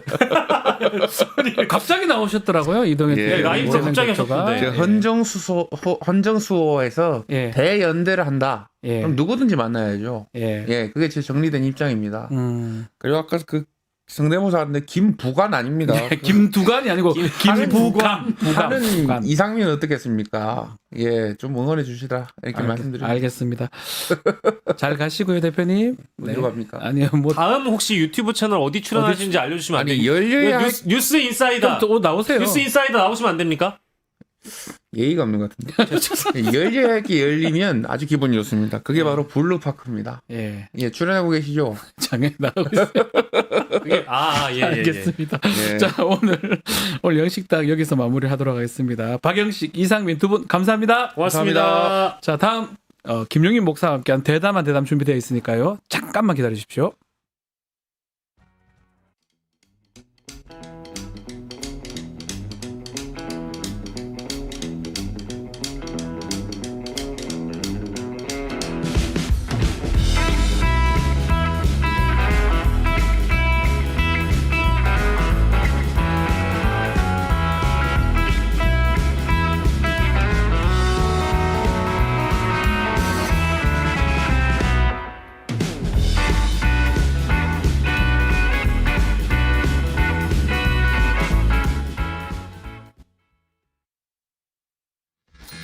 돈 버는 퀴즈쇼 증권 통판. 너도 받고 나도 받는 친구 초대 무제한 적립 이벤트. 초대 횟수 무제한, 보상도 무제한. 한 문제만 풀면 친구도 코인, 나도 코인. 우승 상금에 친구 초대 보상까지. 매일 낮 12시 증권 통팟에서 만나요. 자, 윤석열 탄핵 심판 변론이 막바지로 가고 있는데 전국에서는 탄핵 반대 집회가 계속되고 있습니다. 이 반대 집회 핵심에는 그 뒤에 전광훈 목사가 있을 수 있다고 하는데요. 관련해서 오늘은 전광훈의 우리나라 최고 전문가 김종민 목사하고 이야기 나눠보겠습니다. 안녕하십니까? 네, 안녕하십니까. 아유, 감사합니다. 기분 나쁘시지 않죠? 전광훈 전문가라고 얘기했는데 제가. 왜요? 괜찮나요? 아유, 전광훈 저희가 네. 중원에 별별 자기가 전광훈 전문가다 자처하고 다니는 네. 사람들이 있는데 네. 전광훈 입에서 거론되는 사람은 김용민밖에 없어요. 아마 재판 과정에 전광훈이 그런 얘기 했다고 아주 하더라고요. 무수히 많이 네. 고발했다고 네. 76번 고발했다고 하는데 정확하게는 네. 29번 했고요. 네. 예. 그중에 지금 한 5건 정도가 어허. 선거법만 예. 기소돼 가지고 재판받고 있는데 우리 전광훈 씨가 음흠. 근데 이제 제가 76번 고발했다 그러고 그래서 또 자기가 김용민 때문에 3번 네. 구속됐다 그러는데 정확하게 2번이거든요. 2번 구속됐어요. 너무 감사합니다. 네. 이렇게 전광훈을 열심히 고발한다. 구속을 한 번 더 시켰다 이렇게 얘기하니까 저로서는 좋은 거죠. 네. 예. 근데 풀려줘서 좋다. 풀려줘서 좋은 건데 실상은 너무 풀렸다. 예. 어쨌든 김용민 목사님 때문에 네. 전광훈 구속도 되고 재판도 받고 있는데 곧 구속될 겁니다. 또 하나 지금 네. 구속될 것이다. 네. 이번에 선동 이거 고발했습니까? 네, 바로 우리 뉴스토마토 광화문 예, 요 앞입니다. 저 스튜디오 예. 바로 앞에서 2019년에 집회를 했어요. 네. 10월 3일 개천절 때 그때 아마 여러분 기억하실 겁니다. 전광훈 씨가 했던 네. 아주 명언 중에 명언이 행복한 시간이 돌아왔다. 기쁜 시간이 돌아왔다. 헌금을 걷는 시간이다. 그 발언했던 그날 헌금. 순국결사대라고 본인이 한 500명 네. 이렇게 결성했던 그 순국결사대라는 조직이 있었는데 예. 범죄단체라고 저는 봅니다만은 이들을 청와대 담 넘어 들어가서 문재인 대통령을 체포하게끔 명령을 내렸어요. 예. 그 건으로 이제 본인은 직접 담 넘어가거나 혹은 경찰과 충돌하거나 그런 적은 없었지만은 선동죄로 해가지고 이미 2023년에 아마 1심일 거예요. 거기서 이제 징역형을 받았습니다. 그 징역형이지만 이제 이 집행유예. 집행유예겠죠. 집행유예. 예. 그런데 이런 상황에서 서부지법 이번 폭동 또 했다는 배후로서 지금 모든 사람이 지목하고 있잖아요. 이 건으로 인해서 지금 경찰이 수사하고 있는데 2023년 건을 토대로 해서 이번에도 뭐 본인이 직접 뭐 서부지법에서 뭐 소화기를 던진다든지 유리창을 깬다든지 전도사가 밑에 있었잖아요. 특임 그렇죠. 전도사인가? 2명이나. 예. 예. 그래서 2023년 건을 그대로 적용해서 원용해서 그래서 이번에 그 이제 피의 사실을 특정 지을 수 있겠다라고 경찰은 판단하고 있는 것 같습니다. 근데 지금 가장 제일 궁금한 게 네. 왜 이 전광훈 목사가 뭐 극우적인 또 극우 상징적 인물이 된 건지 그거는 가장 전문가시니까 우리 목사님이 자, 아마 어디서도 들을 수 없는 논평이 아닐까 궁금합니다. 싶은데 조금 좀 길 수도 있어도 길어도 됩니다. 제가 궁금합니다. 왜 예, 그래 됐습니까, 이 사람? 자, 일단 지금 보수 개신교, 극우 개신교는 말이죠. 이 세대주의, 네. 음모론, 아하. 파시즘에 쉽게 물들 수밖에 없는 신학적 배경이 있어요. 이게 무슨 얘기냐? 아, 좀 어려운데요. 그 요한계시록이라고 아시죠? 요한계시록으로 납니다. 예. 마지막 성경 그렇죠. 마지막 게 있는 신약 거. 성경 마지막이자 전체 성경의 마지막 그 책인데 네. 요한계시록을 보게 되면은 이제 말세에 어떤 일들이 벌어지는지에 대한 그런 얘기들이 나오고 있습니다. 근데 네. 사실 성경을 정확하게 읽으려면 이 성경 쓰여진 시대 때의 그 이야기로 알아야 되는데 이게 뭐 수천 년 뒤에 지구 종말 상황에서 벌어질 일을 미리 예언한 것이다. 이렇게 얘기를 하다 보니까 완전히 이상한 해석이 돼버리는 것이죠. 써져 있는 게 예전 2000년 전에 쓴 거 아닙니까? 그 2000년 전에 썼죠. 예. 그런데 이제 뭐 붉은 용이 나오는데 네. 아마 당시 로마 황제를 얘기하는 것일 텐데 그 붉은 용을 갖고 붉은 색깔이 들어가니까 네. 그 공산주의를 그것도 공산주의 연결됩니까? 예, 표하는 것이다. 이렇게 그때 그걸 얘기하는데. 알았어요. 어떻게 알아요? 근데 그로부터 1700년 뒤에 생긴 게 그러니까요. 공산주의인데 네. 이 양반들이 마구잡이로 요한계시록을 해석을 한 거예요. 예, 이게 예. 사실 신천지 이만희씨만 그런 게 아니라 네, 신천지. 예. 그 사실 요한계시록은 왜 그렇게 온갖 상징과 기호로 범벅이냐? 아하. 왜냐하면 당시에 이 편지는 감옥에서 아하. 요한이 쓴 것인데, 근데 이 감옥에서 다른 곳으로 편지가 가려면은 그 지금도 그렇잖아요. 검문 검색을 하잖아요. 서신을 봅니다. 서신을 줘야죠. 예, 이놈이 예. 또 무슨 엉뚱한 소리를 넣었나. 예. 그러니까 이 다이렉트로 직설적으로 쓸 수가 없어가지고 온갖 그런 비유와 상징으로 바꿔서 네. 밖으로 보냈단 말이죠. 일종의 암구어 같은 것들이란 말이에요. 그러니까 밖에 보는 사람들은 이제 알아볼 수 있는데 네. 이 교도관들이나 이런 사람들 알 수가 없는 거죠. 그런 식으로 해서 썼더니 오늘날 수많은 뭐 이단이든 정통이든 그 개신교 보수 목사들은 그냥 이걸 갖고 지멋대로 해석을 하는 거예요. 요한계시록을 마음대로 해석하고 있다. 네. 그에 따르면 이제 곧 환란이 다가오고 예. 그 기독교를 적대하는 세력과의 결전이 이루어지게 된다라고 네. 그들은 주장합니다. 그래서 사실은 거기서 붉은 용은 공산주의자고 그래서 이 붉은 용을 다 섬멸해야 된다라고 주장했던 한경직 목사 영락교회 네, 영락교회. 그분이 막 그 해방 공간에서 그렇게 떠들다 보니까 그 얘기를 듣고 이북에서 월남한 사람들 네. 이분들 그 직업도 없고 자기 살던 터정을 다 포기하고 내려온 거 아니에요?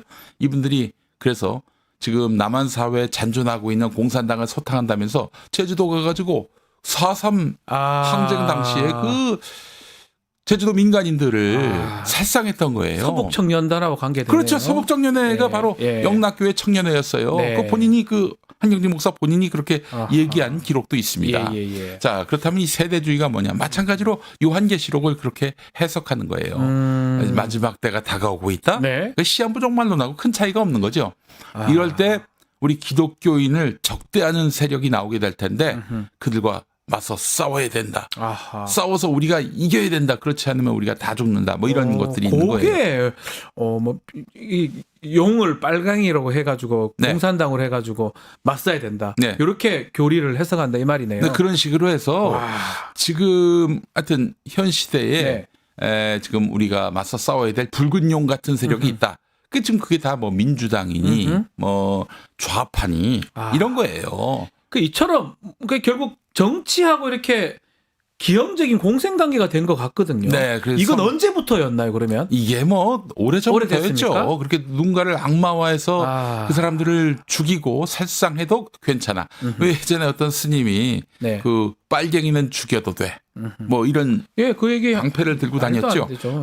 그 논리입니다. 그분은 스님이지만 거의 기독교에서도 예. 그 논리를 펴면서 막 우리 사회의 공동체 평화와 또 서로에 대한 사랑을 실천하는 것이 아니라 음흠. 그 어떤 적들을 계속 만들어내는 것이죠. 보십시오. 한국의 개신교회. 우선 공산당, 네. 북한 악마화했죠. 그 다음에 동성애. 지금도 악마화하고 있죠. 동성애. 그리고 또 난민들도 악마화하고 있습니다. 왜 그러느냐? 북한과 공산주의에 대해서 적대하는 것은 예. 한마디로 말해서 우리가 다 공산화가 된다. 이런 논리로 공포심을 주입시키는 거예요. 아하. 동성애, 야 너희들 아들, 딸들이 다 동성애자가 되는 거야. 이때 이 공포를 주입시키는 것이고. 그리고 또 하나 난민들이 들어오면 이 나라가 다 이슬람 된다. 된다. 그래서 교회는 다 문 닫게 된다. 예.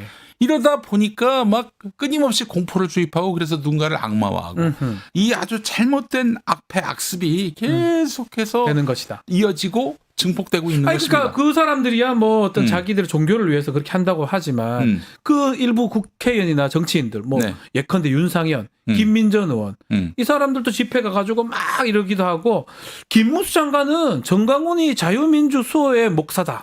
라고 표현됐거든요. 김문수 씨는 예. 이제 오랫동안 예. 전광훈하고 함께 같이 집회도 많이 갔던 것 같던데. 예전에 그 교회 그 교인이었던 네. 그 정치인들이 있었어요. 김무성 씨. 사랑제일공회. 왜? 김무성 씨도 그랬고. 김무성이요? 그럼요. 어. 그 교회 다녔어요. 그리고 저기 송영선이라고 예, 알죠. 그 여군 출신 예. 그분도 그 저기 거기 국회의원 했던. 그분은 네. 아예 그냥 송영선 씨는 전광훈을 일컬어서 그 성령의 본체다 이런 말을 했습니다. 성령의 본체가 뭡니까? 하나님이에요. 하나님인데. 하나님이에요. 와. 그래서 전광훈을 하나님이라고 얘기했고 그 비슷한 시기에 전광훈은 마이크 잡고 예. 하나님 까불지 마. 까불면 나한테 죽어. 이런 그런 말을 얘기가 했던 거 있었죠. 아니겠습니까? 점점 네. 워낙 추종자들이 많아지고 그들이 또 열광하니까 내가 하나님인가? 이런 착각을 지금 하고 있는 거예요. 본인이 착각할 수도 있다고 하는데 지금 계속 그 주도 집회의 문구들이 좀 무섭습니다. 헌재를 파괴하라 이런 얘기도 정강훈이 계속 하고 있거든요. 왜냐하면은 예. 그들이 붉은 용이거든. 헌재도 붉은 용입니까? 그럼요. 하여튼 목사들이 특히 이거 이 참. 추종자들이 따르고 있는 이 목사들이 네. 제 나쁘니까 음흠. 혼내줘. 이러면은 그냥 바로 악마화가 되는 겁니다. 그게 신도들은 믿고 실제로 서북지역 비법처럼 폭동을 하기도 하고. 그렇죠. 그러니까 배후에 있다고 보시는 겁니까? 네. 아직까지 뭐 당연하죠. 아니 전광훈이 계속 떠들었던 말이 뭡니까? 헌법 위에 국민 저항권이다. 저항권이다. 이런 얘기를 하잖아요. 예. 그 국민 저항권 행사해가지고 막 서부지법 그렇게 파괴하고 서울구치소 파괴해서 윤석열 끌어내는 것도 다 할 수 있는 일이다. 근데 이상하지 않으십니까? 윤석열은 부인 김건희와 함께 네. 주술적 무속에 그 심취한 사람인데 그 손에 왕자도 새기고 아니 말이죠. 기독교하고 주술하고는 좀 뭐 관계가 있습니까? 이게 벌써 또 있습니까 그것도? 관계 없죠. 그 가장 싫어하는 게 기독교가 가장 싫어하는 전부가 게 싫어하잖아요. 그럼요. 다른 신을 섬기면 안 되는 거 아닙니까? 그러면 우상 숭배는 예. 구약에서도 신약에서도 예. 가장 금기시하는 건데 말이죠. 그래서 전광훈이 사실 윤석열 머리 위에 김건희가 있다.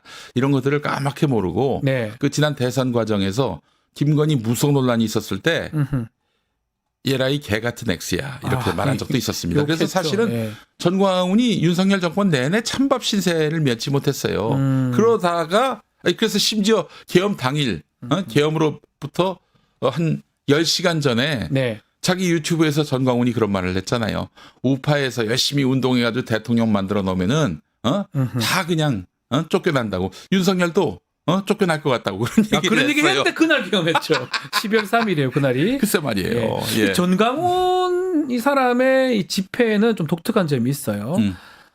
알트폰 같은 것도 판매하고 책도 판매하고 된장을 또 판매하고 네. 부스 같은 게 설치되어 있던데 네. 이게 일종의 비즈니스 아이디어 있다. 아유, 그럼요. 이렇게 표현하더라고요. 이 사실은 끊임없이 목사들은 이 기독교인이 뭐 1000만이 안 되는데 뭐 네. 1000만 넘고 1200만 넘고 뭐 엊그저께는 전광훈이 1700만이라고 하더라고요. 도대체 어디서 잠깐만요. 다 기독교인 그럼 우리가 5천 중에 1700만 명이 아니, 기독교인입니까? 전혀 그는 근거도 없는 것이고 그리고 만 800만 뭐 이 정도로 집계된다고 하는데 여기에는 뭐 신천지까지 포함해서 다 들어가는 것이고 네. 요즘엔 또 가나안 교인이라고 들어보셨습니까? 가나안. 네. 네. 가나안을 거꾸로 하면 어떻게 됩니까? 안 나가. 안 나가. 아, 그렇군요.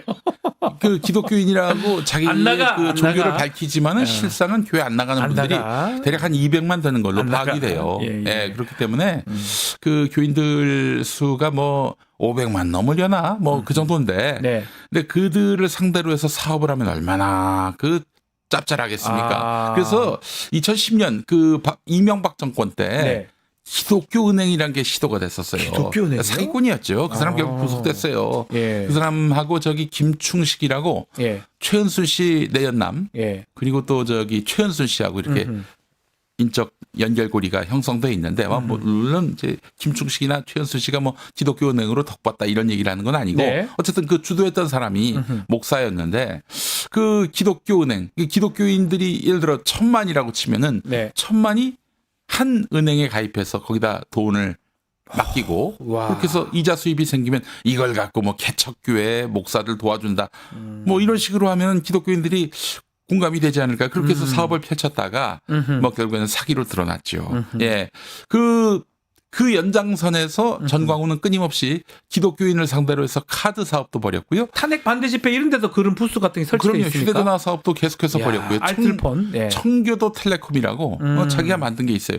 그 양반이 청교도 신학 연구원인가 그 하나 만들어 가지고 청교도란 이름으로 그렇게 브랜드화를 했는데 그래서 끊임없이 기독교인들을 그 상대로 해가지고 영업을 해왔는데 와 역시 그 전광훈 씨 전화번호 모르시죠? 저는 모릅니다. 010으로 시작할 텐데 얘기해도 됩니까? 예. 예를 들면은 번호를 말씀드릴 수는 없겠지만 예, 예. 아주 쉬운 번호, 좋은 번호라는 거잖아요. 번호가 2개밖에 없어요. 아, 응? 어허, 이게 그러니까 010하고 예, 하나의 번호로 그 하나의 숫자로 4개 1쭉 하든지 뭐 2쭉 하든지. 그다음에 그렇죠. 예를 들면 그렇죠. 010 1111 222 이렇게 돼 있습니다. 물론 그렇게 번호가 돼 있는 건 아니고 예, 그런 식으로 아주 쉽고 눈에 띄는 번호를 썼다. 그래서 그 누가 얘기해 줬는데 예. 억대라고 하더라고요. 그 번호를 번호가 확보하려면은. 비쌉니다. 네. 정강훈 씨 한번 전화해 봐야 되겠는데. 그 집회 비용이 한번 할 때마다 10억씩 든다고 하는데 이 돈은 어디서 나는 겁니까? 그 헌금으로 헌금으로 해요. 헌금으로. 이거를? 예. 그러면 누가 그 전광훈한테 예. 헌금을 하겠는가? 아닙니다, 여러분.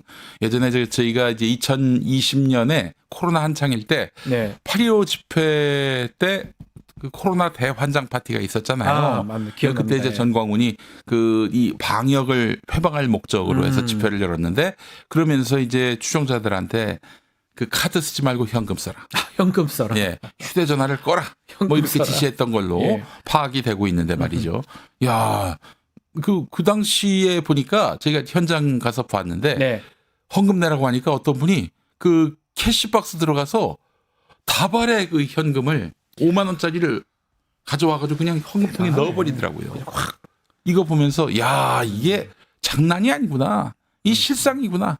그 일당 준다고 5만 원 준다고 이거는 맞는 말입니까? 아니 집회 뭐 오는 여러 분들한테? 그 증거가 나오잖아요. 오면은 뭐 5만 원을 주겠다. 뭐 이제 뷔페 5만 원짜리 뷔페를 식사로 모시겠다. 뷔페 예. 예. 뭐 그러면서 사람들 데려와라. 예. 그렇게 얘기했단 말이죠. 그러면 뭐 아직 뭐 또 일부 또 연예인들이 그런 얘기 하더라고요. 극우 집회 가는 사람들 돈 없이 갈 이유가 있냐 그런 얘기 하는 거 봤을 때는 비슷하네요. 어떻게 보면. 그 전에 저하고 같이 활동했던 변희재 씨. 네. 그분 말씀에 따르면은 변희재 씨하고 저 정광훈 씨하고 매우 가까운 사이였거든요. 예전에. 둘 다 보수. 지금도 뭐 그러나요? 지금은 모르겠습니다. 사이가 나빠졌죠. 예. 저하고 같이 뭐 활동했다고 그래서 막 뭐 고소하기도 하고 그랬어요. 네, 네, 네. 근데 이제 예전에는 보수 운동 같이 했었는데 그 이름만 대면 알만한 유명한 가수. 히트곡이 정말 어마어마한 히트곡이 네. 있는 그분이 한번 무대 위에 올라갔는데 막 전광훈에 대해서 칭찬을 하더니 노래 한 곡 부릅니다. 네. 억 단위를 줬다. 억 단위를 그분한테 제가 가수한테? 그런 얘기를 들었어요. 뭐 가수한테? 아닐 수도 있습니다. 뭐 확인이 안 되니까. 돈 많네요. 그래서 이게 한번 무대에 올라와서 자기 면을 세워주는 사람들에게는 어마어마한 그런 출연료니 강연료니 이런 걸 준다는 이야기가 많습니다. 그러니까 결국 뭐 사실 돈을 좀 벌 수 있는 그런 게 좀 이게 딱 구조가 갖춰져 있는 것 같은데 아까 제가 예. 그 얘기를 하나 못했는데 네. 김문수 이런 정치인들이 왜 그래도 남들보다는 똑똑하고 그렇죠. 상황을 내다볼 줄 아는 안목이 있을 텐데 왜 이런 전광훈 같은 사람한테 기대느냐. 인원 동원 능력은 인원을 동원하는 능력은 이거는 탁월하다는 거죠. 탁월해요. 이건 그건 누구도 아. 흉내낼 수 없는 거의 독보적인. 그 정광훈 씨는 거의 코로나 이후로 거의 매주 네.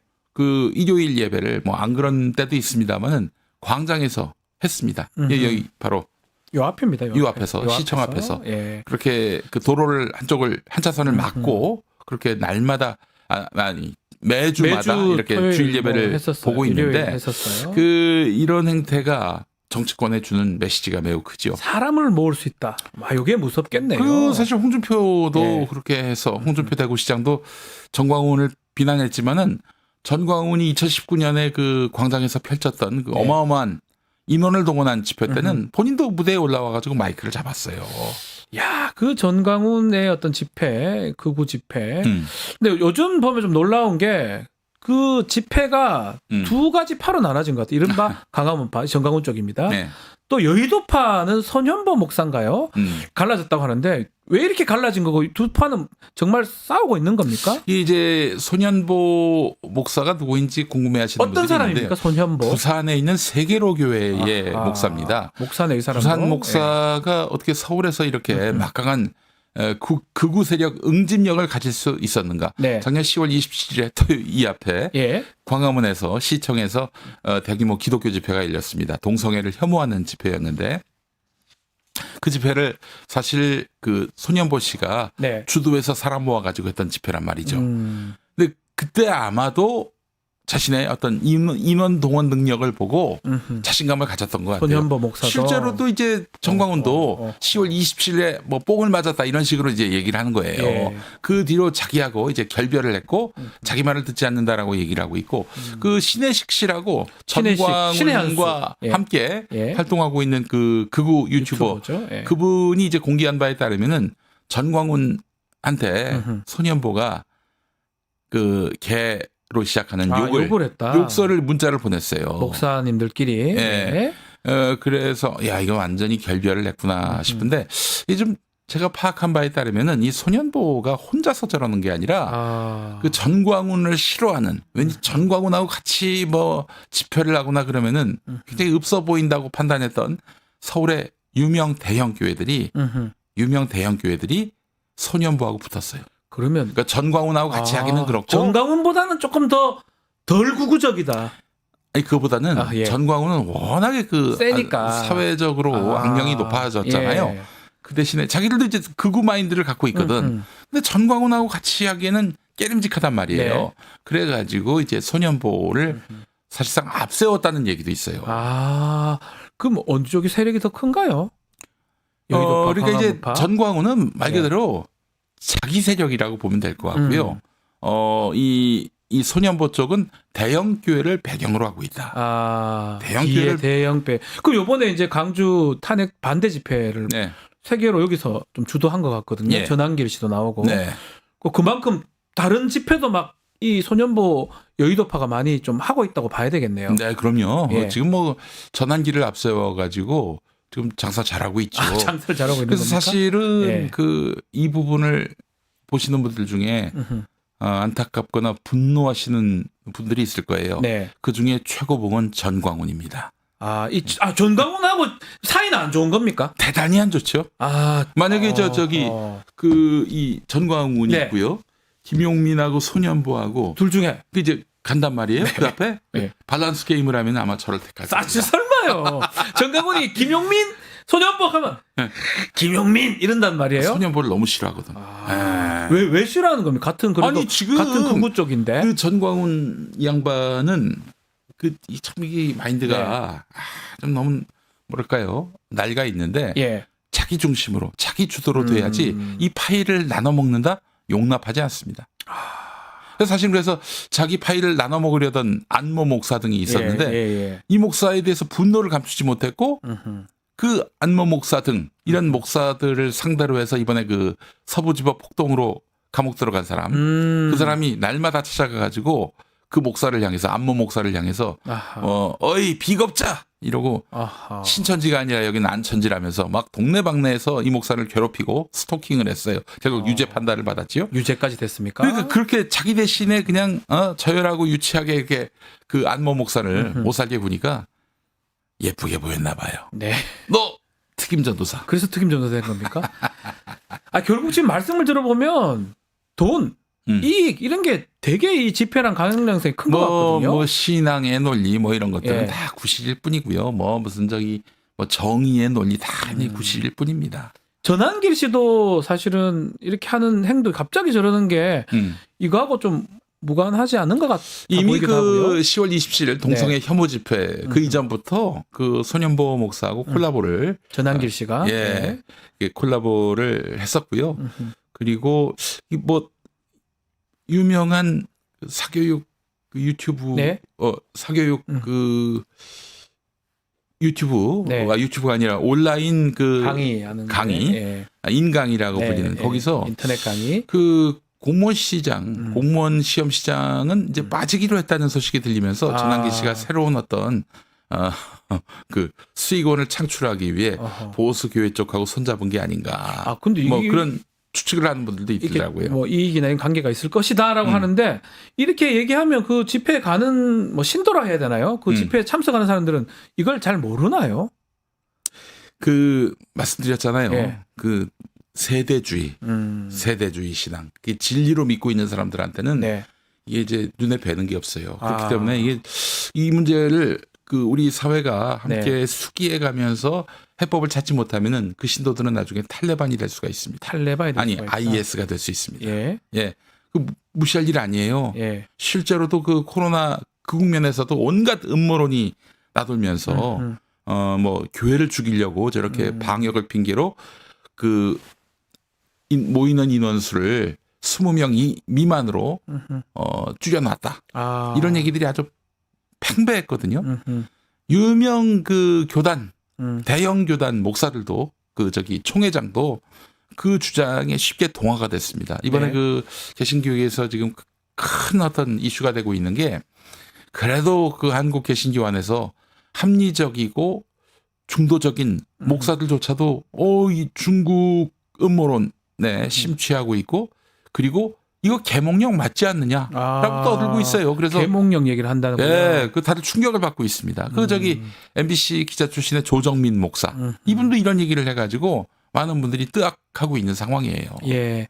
결국은 이 나중에 뭐 이게 정리가 된다고 탄핵이 되고 정리가 된다고 하더라도 이거를 지지하거나 극우 세력 집회에 나가는 사람들을 또 나중에 어떻게 하는 게 또 앞으로의 또 과제라고 생각이 드네요. 이제 지금 이 사람들을 네. 이제 선동하고 있는 세력은 아마 대선 때까지도 이 동력을 유지하기 계속 할 위해서 것 같아요. 뭐 탄핵 반대 이 그래서 또 동력을 국민의힘 의원들이 여기 올라타고 있는 모양새잖아요. 그러기도 하고 예. 지금 보십시오. 그 국민의힘 대선 주자 1위가 김문수 아닙니까? 김문수입니다. 지금 예. 정광훈 세력이 그 극우 기독교인 세력이 접수를 했어요, 국민의힘.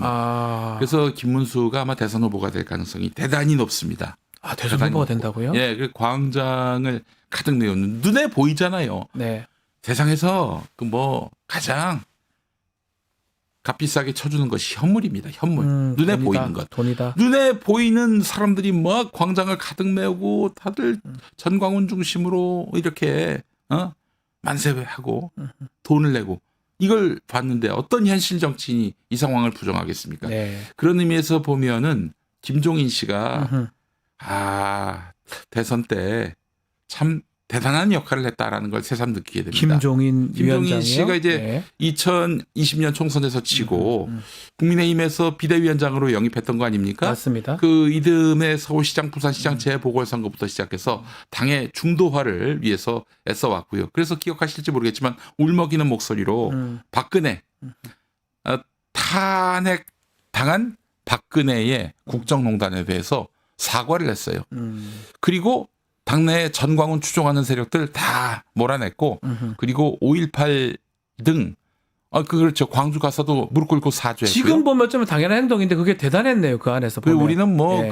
이제 말하자면 민주진영에 계신 분들은 네. 뭐 위선이다, 네. 저거 쇼다 이러는 얘기를 했지만은 그 중도에게 지지해도 되겠구나라는 마음을 먹게 했던 것이죠. 그렇게 해서 윤석열 당선까지 그 밑바탕을 만들었던 것이 바로 만들었다. 김종인 씨인데 김종인 전 비대위원장. 김종인 비대위원장이 만들어놨던 중도 정당 이미지는 싹 사라지고 극우 정당화된 거 아니겠습니까? 네. 예, 뭐 국민의힘에게는 또 뼈아픈 교훈을 줄 겁니다. 중도를 포기하고 극단으로 갔다가는 무슨 일이 벌어지는지를 아마 깨닫는 좋은 계기가 될 것 같아요. 알겠습니다. 네. 자, 시간이 다 돼서 또 한번 모시고 또 전광훈 또 이런 분들 또 얘기를 하게 한 되면 5달 뒤에.